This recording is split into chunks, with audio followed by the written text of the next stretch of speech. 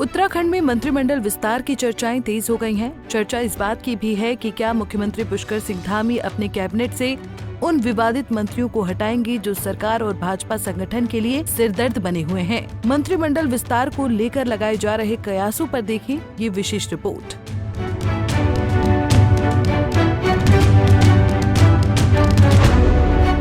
उत्तराखंड में इन दिनों धामी कैबिनेट विस्तार को लेकर अटकलें जोरों पर हैं। खासकर कैबिनेट मंत्री प्रेमचंद अग्रवाल सहित उन मंत्रियों की छुट्टी की चर्चाएं हैं जो पार्टी और सरकार के लिए मुश्किलें खड़ी कर रहे हैं। हाल ही में प्रेमचंद अग्रवाल के अब शब्द को लेकर विवाद के बाद ये अटकलें और तेज हो गई हैं। हालांकि होली के मद्देनजर फिलहाल इन चर्चाओं पर विराम लगता दिख रहा है, लेकिन भाजपा के भीतर ये चर्चा तेज है कि होली के बाद मंत्रिमंडल का विस्तार संभव है। भाजपा प्रदेश मीडिया प्रभारी मनवीर चौहान ने भी संकेत दिए हैं कि होली के बाद मंत्रिमंडल विस्तार किया जाएगा।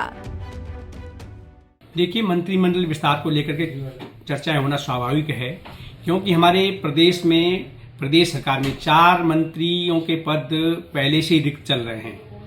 इसलिए मंत्रिमंडल में विस्तार की संभावनाएं हमेशा बनी ही रहती हैं। लेकिन मंत्रिमंडल का विस्तार, कौन मंत्री होगा और इसका सारा पूरा विशेषाधिकार माननीय मुख्यमंत्री के पास है या हमारे केंद्र नेतृत्व के निर्देश पर ही मंत्रिमंडल का विस्तार होता है। जैसे ही केंद्र नेतृत्व का निर्देश होगा या माननीय मंत्री जब चाहेंगे तो मंत्रिमंडल विस्तार होगा। तो होली के बाद संभव माना जाए, मतलब ऐसी संभावनाएं जताई जा सकती हैं। राजनीतिक गलियारों के साथ साथ आम जनता की भी नजर इस पर टिकी है कि मंत्रिमंडल विस्तार में किन चेहरों की छुट्टी होगी और किन नए चेहरों को मौका मिलेगा।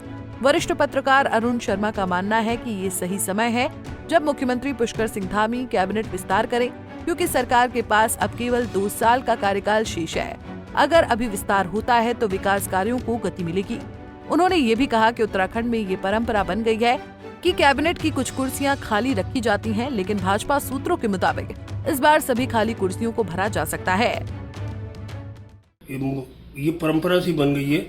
अगर हम पिछला त्रिवेंद्र सरकार का कार्यकाल देखें तो उसमें भी मंत्रियों के पद खाली थे और अब धामी सरकार में भी 4 मंत्री के पद खाली हैं और भविष्य में भारतीय जनता पार्टी को और सरकार को पंचायत चुनाव में जाना है और उसके लगभग 2 साल के अंदर ही अंदर विधानसभा चुनाव भी होने हैं।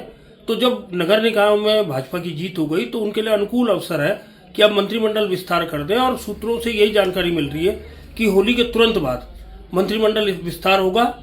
कुछ मंत्री बदले भी जा सकते हैं, कुछ नए शामिल होंगे और पूरा का पूरा मंत्रिमंडल कायम होगा। धामी कैबिनेट के विस्तार को लेकर सभी की निगाहें टिकी हुई हैं। देखना ये होगा कि क्या वाकई होली के बाद कैबिनेट विस्तार होता है और यदि होता है तो किन मंत्रियों की छुट्टी होगी और किन नए चेहरों को मौका मिलेगा।